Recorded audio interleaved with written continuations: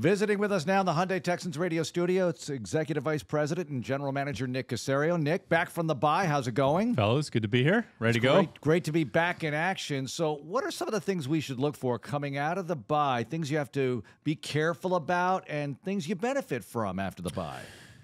The big thing with the bye, it just enables you to kind of recalibrate collectively as a team. Players, coaches, staff. Take advantage of the handful of days that we had off. Came back in the building, Monday, had practice, and really kind of get ready to go. So you really go back into sort of regular season, in-season, game week preparation, kind of go through your process, and really just take it one game at a time, 1 week at a time. So understand what we need to do each week relative to the opponent, work on some of the things or incorporate some of the things that maybe we can incorporate that might enhance our overall ability as a team. So essentially it's just a deep breath more than anything else. You're not going to do anything drastically different. So now it's just come back with the right mindset and the right mentality. Understand we have a pretty significant stretch of games in front of us. Nick, I just outside looking in, it feels like there's self-scout, and then you talked about going and seeing some of the college games. It's kind of the future of, okay, this is what we have now, and this is what the future could be. So for you, what was the bye week like, and kind of merging those two, kind of taking a look at where the team is, where, talking with D'Amico, I know you talked about that last time. You guys talked about some of the future things and on to next year, all that kind of stuff. But how was the bye week for you from that perspective, kind of looking at the team now and then looking at some future college prospects? Yeah, you're always balancing, I would say, a little bit of everything. So I think last week was really spent on kind of going through our team, going through some of the things that happened the first 6 games, starting to work on Carolina, and then just taking the information in on some of the college prospects as well, which is part of kind of the weekly process. So I'd say in the short term, I'd say for the duration here, the primary focus will be on this season and this team. We'll kind of worry about next year relative to what that team's going to look like. The trade deadline's coming up here, so there might be an opportunity to add a player that we feel can help our team. If there isn't, we feel comfortable with the players that are in the building. So there'll be some moving parts. And then once you get through the trade deadline, then essentially if you release a player, everybody goes through waivers. So if you're releasing players, kind of, we talked about this a few weeks ago, moving guys on and off the roster, you might have to expose them a little bit more to the rest of the league. So I think the big thing will be week to week, what do we need to do, both from a personnel standpoint, who's available, do we have to go out and find a replacement player?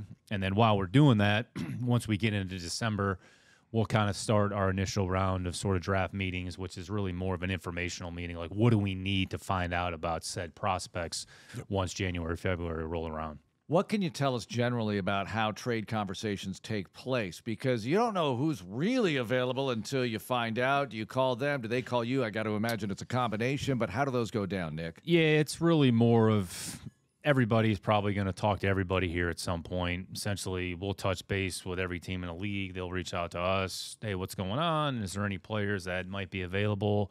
I think we've taken the standpoint, we're not shopping any players. So you're just, if a team asks about said player, then we talk about it. What's our alternative? What's our option if we move on from the player, if we keep the player? So it's very organic. I would say there's no, template of how exactly it's going to go. I think towards the end of the week, you'll probably have an idea of A, who's looking, B, who may be available, and there might be a match or might not be a match. So some of it will be relevant to us. Quite frankly, some of it won't be relevant to us. So just take the information in like we normally do, and then just try to make a good decision based on where we are as a team. Nick, I'm sort of fascinated by that trade deadline because they're 31 of their teams. You've been around the league, so you know, hey, this might be the right guy to call. This might be the wrong person to call. How do you kind of know as you go through the trade deadline and just trades in general who the right people to call are? Yeah, that's a good question. There's no certain people reach out or they know kind of how we operate and do business, so they're not afraid to pick up the phone and vice versa. So if a very specific team is looking for a specific player, then they're going to reach out, or they may go through somebody in your personnel department. Then an information eventually makes it to my desk, and then we talk about it. Myself and D'Amico will talk about it. So some team, you have certain relationships with certain people, so it kind of starts there, just like anything else. But I think people know kind of how we operate and that we're open, that we listen. Doesn't necessarily mean that we're going to do anything, but that's part of our obligation and responsibility is to do that. So, since it's been over a week since you played, what are some of the things that you're happiest with so far through 6 games as you embark on the final 11 here of the regular season? And a couple of things maybe that you want to see done better overall. Yeah, when you look at just the turnover margin, I think we're second in the league in terms of turnover margin. So it means we're not giving the ball to the other team and we're taking it away from the opponent. So, I mean, that's something when at the end of the year, when you look, the top teams in the league are going to be somewhere in the top 10 or 12. So it just heightens the importance of the football. So I would say that's something hopefully we can continue that trend. I mean, offensively, just taking care of the football, putting a premium on ball security is absolutely paramount. And then improving hopefully some of the situational areas, specifically third down in the red area. We've kind of made some incremental progress in those areas. When you go back and look at the New Orleans game, kind of difference in the game ended up being a red area. So we've made some improvements, but scoring and points will be at a premium. And some of the teams that we're playing here the next few weeks are some of the better teams in the red area. So our ability to score points and finish drives will be important. And I'd say just overall team execution, and D'Amico has talked about this, just focus on the details of your job, of your specific assignment, and just every play understanding why it's important. It's not, you can't take a play off or do it the right way one play and then the next play do it something different because you tried a different technique. Candidly, it's probably not going to work in our favor. So just the focusing on the details and the execution of your job and doing it consistently game after game, week after week, that's probably going to be a differentiating factor as we move forward. Okay, I've been over here itching, waiting for this. So it's time for the Carolina Panthers scouting report. I just kind of get through the first few questions. Okay. Let's get down to brass tacks. It's the Panthers. Everybody knows they're 0-6, but Nick, there's a lot there. There are a lot of players that have made some really good football plays in their career. Derek Brown up front, etc. What do you see with the Panthers? What's the scouting report on the Carolina Panthers? Yeah, a lot of good coaches. I mean, obviously a new staff. I think the big thing offensively, and Coach Reich had alluded to this, they're going to kind of make a transition here from a play calling perspective. You know, Thomas Brown, who has a background, you know, with the Rams, I would say system and offense. Thomas is a very bright young coach, has a good background. So, you know, it'll be interesting to kind of see some of the things that they do offensively if they're going to be that drastically different. But Bryce has played well. I think he's been accurate with the ball for the most part. He's made good decisions, and the offense looks like it's continued to grow. So, and Thielen's having as good of a year as any receiver in the league. So it looks like that's been a pretty good acquisition and pickup. They have some good skill players, kind of incorporating Mingo in a little bit, who they took in a second round out of Ole Miss. Chenault's given them some good plays with the ball in his hand. I know he got hurt either the Miami game or the week before. So good set of skill players, good backs. They've kind of had to deal with some injuries on the offensive line. But Icky, you know, who they took last year in the first round, has basically played every snap since he's been selected. And, you know, Moton is a good right tackle. So they've kind of had transition here a little bit on the offensive line. And then defensively, I mean, everything starts with the front. I mean, everybody talks about Brown and Burns, which they should. They're two arguably the best players at their respective positions in the league. They've gotten really good production out of Luvu. I don't want to say came out of nowhere, but he was in the line of scrimmage player with the Jets. Then he ended up in Carolina. He's created a lot of negative plays. So plays very physical, good blitzer. You know, they lost Shaq, you know, Thompson, who's been a really good player for a long period of time. So KG's actually given us some snaps. In the secondary, they've kind of had to deal with some injuries. I mean, Chin's been injured, Horn's been injured. So they've lost some guys, but they still have, I would say, a good defense that presents some problems, and they're pretty good in the kicking game. I mean, good punter Hecker does a lot of things well. And Piñeiro's been a pretty consistent kicker. So they've played well at times in games. You know, they're 0-6. I mean, their record is what their record is. But, I mean, I think that can be a little bit misleading. I mean, we certainly have some challenges that we're going to face here going into this week. Well, Thomas Brown, you mentioned him. And there's not a lot of time to revamp everything, but a little bit here and a little bit there can be very dangerous, right? That's going to be tough to figure out what he could possibly do. Yeah, you can't chase ghosts. I mean, you can kind of maybe look at a coach's history, maybe some of the things that they've done, and then once you get into the game, there's probably going to be an adjustment element. Maybe you see a little bit more of this, a little bit less of that. So the game may start to declare a little bit more about how they want to use their personnel. So that'll be the big thing. To your point, Mark, you're not going to necessarily like wholesale change everything. So personnel, understanding the personnel, what the players' strengths and weaknesses are, and then how they're going to utilize them and deploy them. They may have something schematically that maybe they haven't shown, but it's not as if there's going to be a brand new offense. Maybe they incorporate something that they haven't used previously. So some of that will be just adjusting and understanding the game, understanding the personnel, and then reacting to the situation as the game moves through, the early part of the game. I'm not sure if you were aware of this, but this past offseason, there was a lot of talk about rookie quarterbacks in this particular town. So my assumption is that you did do some work on Bryce Young. What did you see from Bryce as a college prospect that he's now taking into his NFL game? What have you seen from Bryce thus far? Yeah, Bryce is a really instinctive player. I mean, he has a good understanding, of space, of where to go with the football, and his ability to sort of maneuver within the pocket is probably a little bit underrated. He's accurate. He's anticipatory. I think against whoever it was, I think it was Minnesota, 18 completions in a row. So, you're certainly doing some things well. So I'd say Bryce has played pretty similarly to what he showed at, Alabama. He's starting to take a little bit better care of the football, which is always a big thing. Yep. That's especially for younger players or younger players at that position. So Bryce is going to be a good player probably for a long period of time. So, we'll see kind of what it looks like on Sunday. I'll probably ask you this again in March, but it was the bye, so I watched college and pro football till my retina's almost burned out. I didn't, but I watched more baseball than I did probably football. I did that too. Yeah. But when you're looking at college football, Nick, I'm watching these games and I'm thinking, can you give me a couple of the things that are really hard to judge as they translate to the pro game? I'm watching the speed differential, the wideness of the hash marks, and it just looks like a different sport sometimes when you're watching college football. There's just more space. Again, the field's the field, but the hash marks are legitimate. So, when you're playing on a near hash, you're pretty much on a boundary and the sideline's right there. So there's just more space that you have to, I would say, handle or defend on the defensive side of the ball.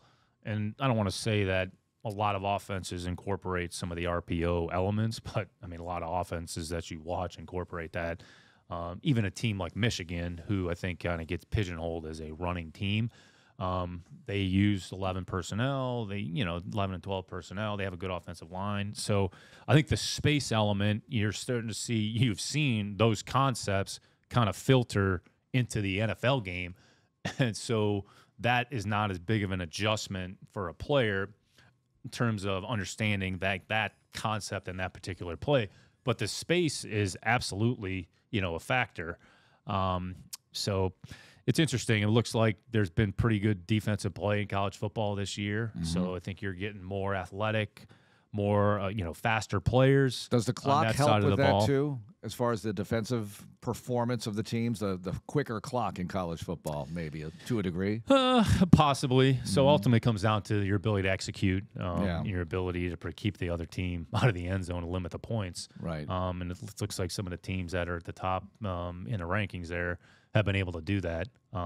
Start with Georgia, Ohio State, Penn State. I know, Ohio State ended up beating Penn State there, but you're pretty good on defense. Michigan's good on defense. Alabama, I would say, even though they lost a number of players, is still good on defense. So it's always an interesting year in college football. Kind of starts to take shape right about now, and you're starting to see some things. So it's always good to look. We're looking at it. We're peeking at it on a pretty regular basis. We have scouts going into schools every week, so they're cognizant of some of the things that are going on, maybe some of the things that we might be able to incorporate, we might be able to utilize, and just understanding how that game is being played. And when we get them here, again, you're not going to necessarily they're not starting completely from scratch, but there's going to be an adjustment period that the player is going to have to go through. Nick, as I thought about this team, and we've thought about this team, sitting at 3-3 at the bye and the trade deadline, we talked about that a little bit. How much of what the team has done to this point, whether it's record or what you just see from the progress of rookies, talking about college football, changes your thought process as you look at the trade deadline? Do you take that into account? Or if you get an offer that's just, man, this is too good, we just have to take this offer. How do you kind of look at where the team is kind of record-wise, what the expectations were of the team, where you want it to go, and the trade deadline? How can you marry all those, if that makes any sense? Yeah, no, it makes a lot of sense. You try not to let one particular thing or a record cloud your judgment and your decision making. So whatever the situation is, whatever gets presented, take the information and go through your, decision making process, and just in the end try to make a good decision for the football team. So you're balancing short term and potentially some longer term ramifications as well. So you try not to let one or two factors impact something directly. I think everybody wants to connect the dots. Well, if A, then automatically B. Right. Not necessarily the case. So candidly, I think there's a little bit more talk than there needs to be about the trade deadline. Right. And it gets built up in a little bit of a hype cycle. So it's just a point in time. It's a finite point in time. You kind of know when you have the ability to move players across teams. If that doesn't work, well, you still have the waiver wire. You still have the ability to acquire players from another team's practice squad. So there's still opportunities to add players to your team. So it's always at what cost, what are you giving up, what are you getting in return, and how much of a difference is that decision going to make both now and potentially in the future. Yep. Nick, Carolina, how important is it to ignore a team's record in general here? Because you look at the weekend, you see one win New England, what they did to Buffalo. You see one win Chicago, what they did to the Raiders. And now you go into Carolina and you have a similar situation, I guess, with a team that doesn't have a good record, but they've got players, and that happens every week in this league. Absolutely, Mark. You couldn't have articulated any better. I mean, each week is its own week, so you can't worry about what happened in the past. You can't worry about what's going to go on in the future. Focus on that team each week, and if you do the things that are conducive to winning, you're going to be in a good spot. If you don't, you're going to potentially put your team in a position where you're going to come out on a wrong end of it. And then, you obviously want a positive outcome. So essentially you have to throw the records out the window. I mean, it's just here's where the team is, but it doesn't necessarily mean they're going to play a certain way or they're going to play to that record. It just means, well, here's where they are for this point in time. We can't worry about that. We have to focus on our team, our execution, our preparation, putting in a good week's worth of work, and then go out there on Sunday, and we have to execute. And if we execute better than the other team, then we're going to be happy. If we don't, then we're going to be sitting here next week, and we're probably going to be disappointed. So, I mean, records, you got to throw them out the window because they really don't matter. It's just really about where are you that particular week, and focus on that week and who the opponent is. This league is too competitive. There's too many good players. There's too many good coaches, and everybody has the same opportunity each week. So that's why your focus is so short-term in nature, because you can't really worry about what happened before or after, because ultimately you don't control it. Nick, each Sunday I ask you, keys to a win, offense, defense, special teams, what are the keys to the win? Step back and look at what are the keys over the final 11 weeks of the year for this team. Not a specific opponent. I'll ask you about that on Sunday.